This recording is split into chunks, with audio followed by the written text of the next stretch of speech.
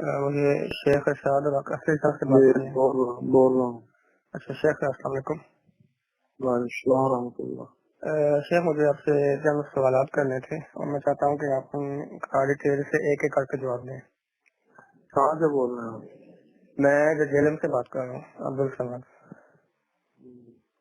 اچھا میرا سوال یہ ہے کہ کیا اسلامی ممالک میں دینی تنظیم بنانے کا کیا اسلامی ممالک میں دینی تنظیم بنانے کا کیا حکم ہے، جیسے کہ مرکزی جمعیت علیہ کیا حدیث وغیرہ؟ بنانے کا؟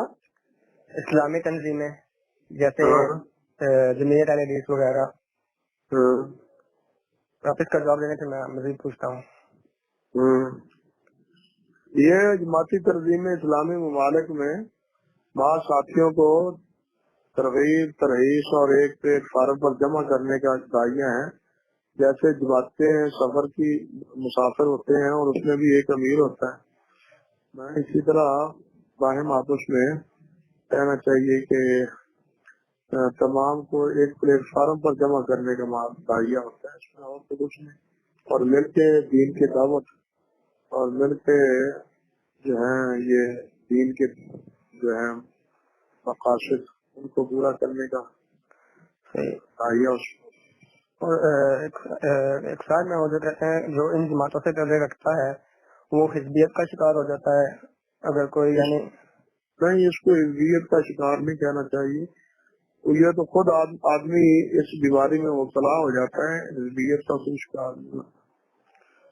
تعاون اس دل و تقوی ولا تعاون الاسم والعدوان، یہ راستہ کھلا رہنا چاہیے۔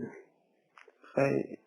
اور یہ ایک ڈاکٹر صاحب ہیں، ڈاکٹر مرتضیٰ بن بخش، یہ سعودیہ سے ہیں، جدہ سے تعلق رکھتے ہیں، تو وہ صاحب یہی کہتے ہیں کہ شیخ مبشر احمد ربانی اور شیخ عبداللہ ناصر رحمانی وغیرہ سے علم نہیں لینا چاہیے، اور شیخ مبشر احمد ربانی اور شیخ ناصر رحمانی عبداللہ ناصر رحمانی سے علم نہیں لینا چاہیے، اور پاکستان میں کوئی سلفی عالم وغیرہ نہیں موجود۔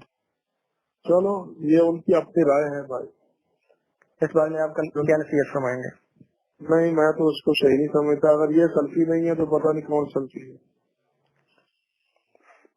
صحیح، ٹھیک ہے، شہید